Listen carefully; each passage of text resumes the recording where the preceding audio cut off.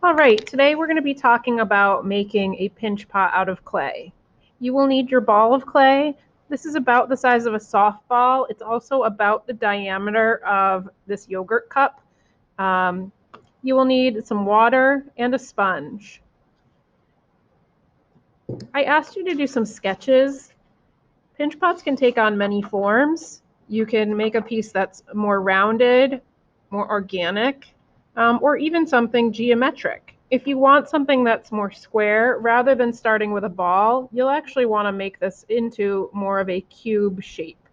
Um, but if you desire something that's along these lines, going with this shape is fine. If you prefer something that's more shallow, like this kind of shape, you might also want to start out with a shallower, kind of like a donut shape without the hole in the middle. As you are making today, you can keep in mind your sketches and what you envisioned, or you can also just let the clay inform you. Remember that what you make today can be functional, but it could also become sculptural. So here's a piece that was made with our white clay body. It was fired in a pit kiln, and it's more sculptural.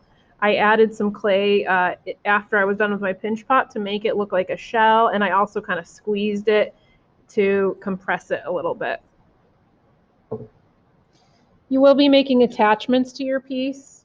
So this is a nice example of a piece that has flowers attached to it, and then they carved into it. You will be asked to do some kind of carving in the piece. They also added, we call this a foot, on the bottom of the piece as well. So that gives it a little bit of a lift. As you are pinching today, I want you to think about the thickness of your piece and trying to maintain a nice even edge and a consistent edge. And here's another piece. This person started out, I think they actually started out with more of a sphere of clay, like a circle of clay, and then they kind of squared it off a little bit, but it's a soft square. And then they drew these little lines into the piece and added this little pinched rim as well as feet. So to start pinching, I am a lefty, so I'm actually going to hold the clay in my non-dominant hand. I like to keep it rounded on the bottom, so I like to work in my hand. Some people prefer to work on the table, but that will result in a flat bottom. And I think by holding it in your hand, you actually can feel the piece in its entirety more, so you can feel what's happening on the bottom, on the sides. Whereas if you're leaving it on the table, you're not as aware of what's happening with the entire piece. Because remember, this is three-dimensional. So the first thing I can do is hold that clay in my hand, and my clay is nice and soft, so I can easily put my finger into it. If your clay is hard and it's not easy to leave a fingerprint, you might need to wrap this up with some wet paper towel overnight, or even your regular towel. If you find this is cracking very easily, and again, it's hard to work with, it might be too dry. All right, so the first thing I'm going to do is take my thumb and I am going to kind of twist my thumb back and forth. And I'm going to go down to the bottom of the piece, not all the way down. I'm leaving about this much thickness. I'd say about 3/4 of an inch. When in doubt, be conservative. The next thing I'm going to start to do is pinch. I'm starting at the bottom and I'm making tiny little pinches and rotating the piece in my hand. You'll notice that my fingerprints are very subtle. If you start to see really big fingerprints in your piece, it means you're pressing too hard. You need to soften your touch. So I am moving up the piece and rotating at the same time. So I'm using my fingers and I'm going doot, doot, doot, doot, doot, with just enough pressure to stretch the clay out. I am not like grabbing the clay like that because that will result in big fingerprints. Now, as you're going, if you do notice the clay gets cracked, you can take your finger and dip it in a little water and just kind of smooth that crack away. You can also use your sponge, but go easy on the water because it does can cause the clay to break down or get too soft. So I'm going to keep going. Again, I'm starting at the bottom and I'm even kind of pushing the bottom out a little bit, and then I am pinching. I'm not going to worry about shaping it yet. or doing any kind of detail work, I really want to get this shape going first and get it nice and thin.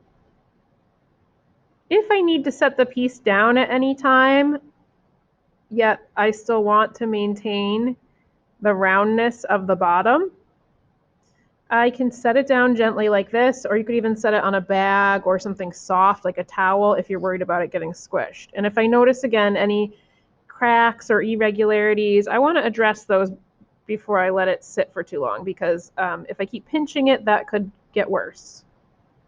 And I'm just massaging the piece.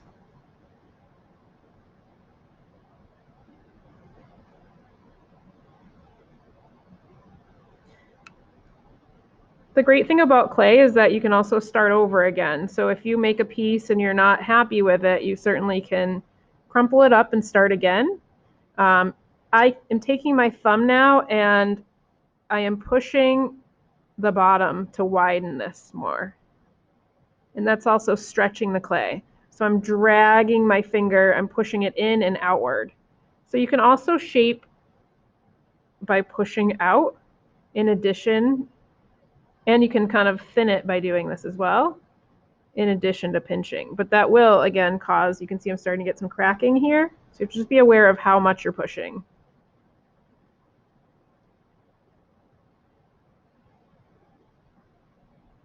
So I want to go with a very rounded form that I'll probably use as a planter. Still quite thick. So remember, this is a good sample, this is a student sample of the thinness you're looking to get. If you leave your piece too thick, it can result in an explosion because water can get trapped in the clay. It takes a very long time to dry. And even if it might feel dry, there could be some water trapped in here. So that could make it far more prone to explode. And it can also just be kind of unpleasant when you're lifting something up and it weighs a ton. So we want to thin these out. They don't have to go quite as thin as the example, but I would try to shoot for that.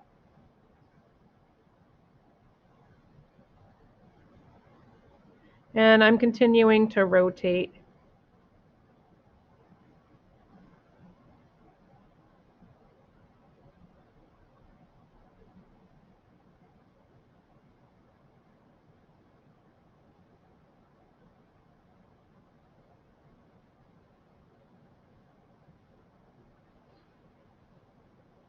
All right, so there's the start of my pinch pot. Check back in the next video where I will discuss addressing the rim of your piece and starting to shape it.